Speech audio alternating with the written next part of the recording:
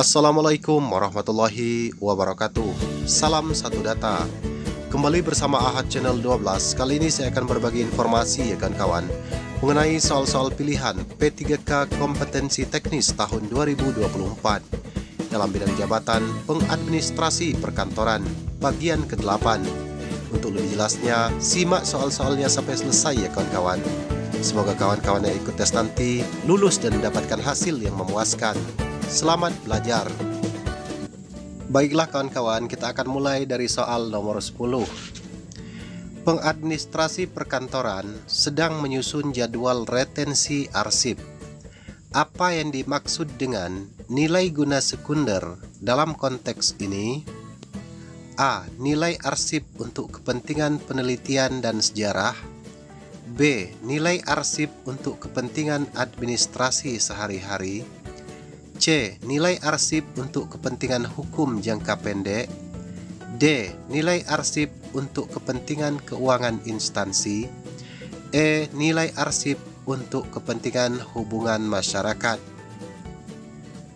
Pertanyaannya, apa yang dimaksud dengan nilai guna sekunder dalam konteks ini? Dan jawaban yang paling tepat adalah A. Nilai arsip untuk kepentingan penelitian dan sejarah. Nilai guna sekunder dalam konteks jadwal retensi arsip merujuk pada nilai arsip untuk kepentingan penelitian dan sejarah. Arsip dengan nilai guna sekunder biasanya disimpan lebih lama atau permanen karena memiliki nilai historis. Kemudian kita lanjut ke soal berikutnya. Dalam pengelolaan surat elektronik, apa yang dimaksud dengan spam filter? A. Alat untuk mempercepat pengiriman email. B. Program untuk menerjemahkan isi email.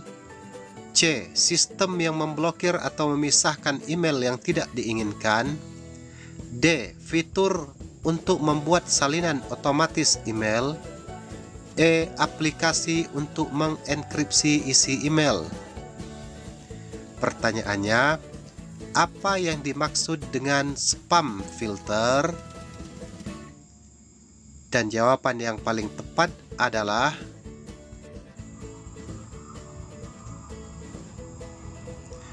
C. Sistem yang memblokir atau memisahkan email yang tidak diinginkan. Pembahasannya, spam filter adalah sistem yang memblokir atau memisahkan email yang tidak diinginkan. Ini penting untuk melindungi sistem email dari pesan sampah dan potensi ancaman keamanan. Kemudian kita lanjut ke soal berikutnya. Seorang pengadministrasi perkantoran diminta untuk mengorganisir rapat besar dengan peserta dari berbagai instansi.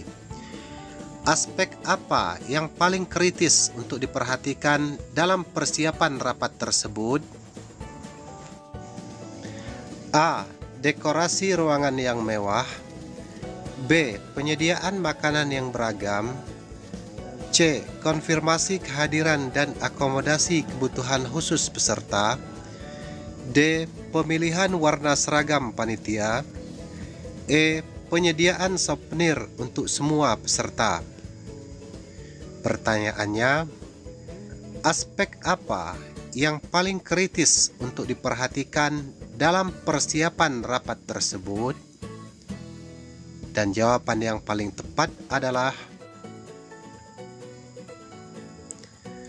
C. Konfirmasi kehadiran dan akomodasi kebutuhan khusus peserta. Pembahasannya, aspek yang paling kritis adalah konfirmasi kehadiran dan akomodasi kebutuhan khusus peserta. Hal ini memastikan rapat dapat berjalan dengan lancar dengan partisipasi optimal dari semua pihak yang diundang. Kemudian kita lanjut ke soal berikutnya. Dalam konteks manajemen dokumen elektronik, apa yang dimaksud dengan versioning? A. Proses penghapusan dokumen lama. B. Sistem pelacakan perubahan dan revisi dokumen. C. Metode enkripsi dokumen rahasia. D. Teknik kompresi file untuk menghemat ruang penyimpanan. E. Prosedur backup otomatis dokumen. Pertanyaannya, apa yang dimaksud dengan versioning? Dan jawaban yang paling tepat adalah B. Sistem pelacakan perubahan dan revisi dokumen. Pembahasannya, versioning dalam manajemen dokumen elektronik adalah sistem pelacakan perubahan dan revisi dokumen. Ini memungkinkan pengguna untuk melihat riwayat perubahan dan kembali ke versi sebelumnya jika diperlukan. Kemudian kita lanjut ke soal berikutnya. Pengadministrasi perkantoran sedang menyusun laporan keuangan bulanan. Ia menemukan selisih kecil dalam perhitungan. Tindakan apa yang paling tepat dilakukan? A. Mengabaikan selisih karena jumlahnya kecil. B. Membulatkan angka untuk menghilangkan selisih. C. Melakukan penelusuran untuk menemukan sumber selisih. D. Menambahkan catatan kaki tentang adanya selisih tanpa penjelasan. E. Meminta rekan kerja untuk menandatangani laporan agar berbagi tanggung jawab. Pertanyaannya, pengadministrasi perkantoran sedang menyusun laporan keuangan bulanan. Ia menemukan selisih kecil dalam penghitungan. Tindakan apa yang paling tepat dilakukan? Dan jawaban yang paling tepat adalah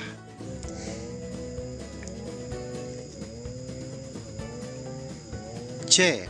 Pembahasannya, tindakan yang paling tepat adalah melakukan penelusuran untuk menemukan sumber selisih. Hal ini menunjukkan ketelitian dan integritas dalam pelaporan keuangan, sekecil apapun selisihnya. Kemudian kita lanjut ke soal berikutnya. 15. Apa yang dimaksud dengan ergonomi dalam konteks tata ruang kantor? A. Sistem pengaturan suhu ruangan. B. Metode penyusunan dokumen. C. Ilmu yang mempelajari interaksi manusia dengan lingkungan kerjanya. D. Teknik penataan cahaya dalam ruangan. E. Aturan tentang tata krama di kantor. Pertanyaannya, apa yang dimaksud dengan ergonomi dalam konteks tata ruang kantor? Dan jawaban yang paling tepat adalah C. Ilmu yang mempelajari interaksi manusia dengan lingkungan kerjanya. Pembahasannya, ergonomi dalam konteks tata ruang kantor adalah ilmu yang mempelajari interaksi manusia dengan lingkungan kerjanya. Tujuannya adalah menciptakan lingkungan kerja yang nyaman dan efisien untuk meningkatkan produktivitas dan kesehatan pegawai. Kemudian kita lanjut ke soal berikutnya. Dalam pengelolaan arsip, apa yang dimaksud dengan provenance principle? A. Prinsip penyimpanan arsip berdasarkan subjek. B. Prinsip penyimpanan arsip berdasarkan lokasi fisik. C. Prinsip penyimpanan arsip berdasarkan asal-usul atau sumber. D. Prinsip penyimpanan arsip berdasarkan ukuran dokumen. E. Prinsip penyimpanan arsip berdasarkan tingkat kerahasiaan. Pertanyaannya, apa yang dimaksud dengan provenance principle? Dan jawaban yang paling tepat adalah C. Prinsip penyimpanan arsip berdasarkan asal-usul atau sumber. Pembahasannya, Provenance Principle atau prinsip asal-usul adalah prinsip penyimpanan arsip berdasarkan asal-usul atau sumber. Prinsip ini menjaga konteks dan keutuhan arsip dari suatu instansi atau unit kerja. Kemudian kita lanjut ke soal berikutnya.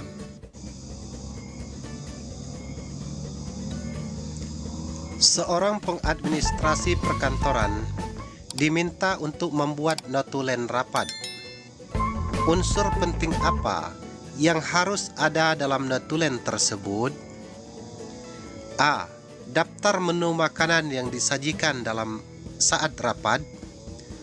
B. Deskripsi detail pakaian yang dikenakan peserta. C. Hasil keputusan dan tindak lanjut yang disepakati. D. Transkrip lengkap semua percakapan dalam rapat. E. Sketsa tata letak tempat duduk peserta rapat. Pertanyaannya, unsur penting apa yang harus ada dalam notulen tersebut? Dan jawaban yang paling tepat adalah C.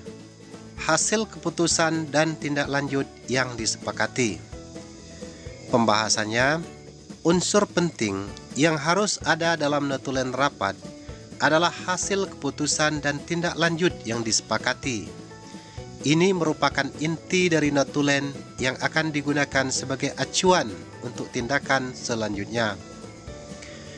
Kemudian kita lanjut ke soal berikutnya. Dalam konteks kearsipan, apa yang dimaksud dengan retention schedule? A. Jadwal pemindahan arsip ke gudang.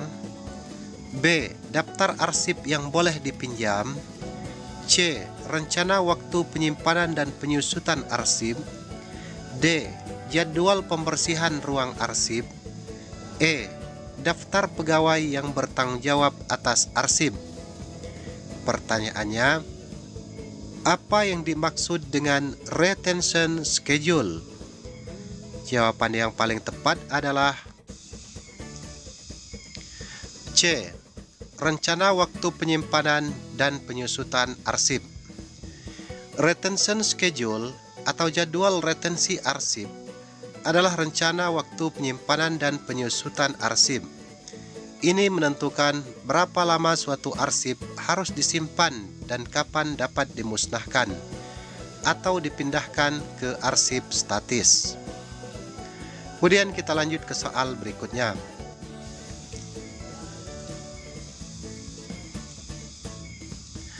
Pengadministrasi perkantoran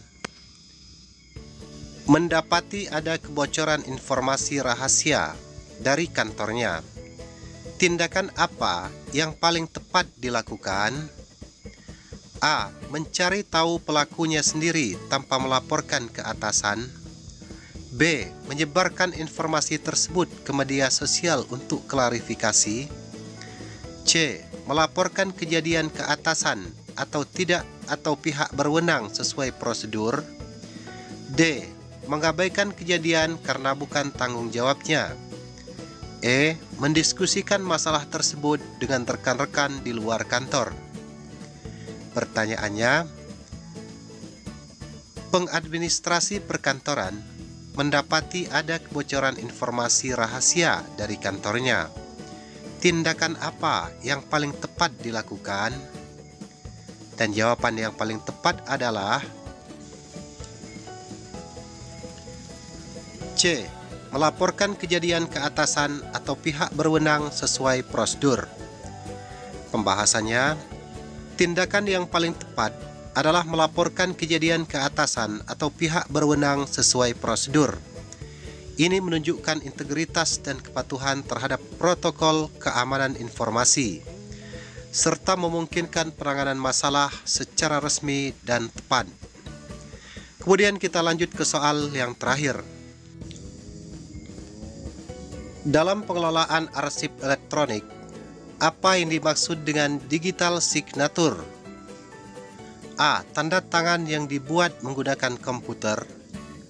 B. Kode unik untuk mengidentifikasi pengirim dokumen elektronik. C. Gambar scan tanda tangan basah. D. Nama pengirim yang tertera di akhir dokumen elektronik. E. Logo instansi yang ditempelkan pada dokumen elektronik. Pertanyaannya, apa yang dimaksud dengan digital signature?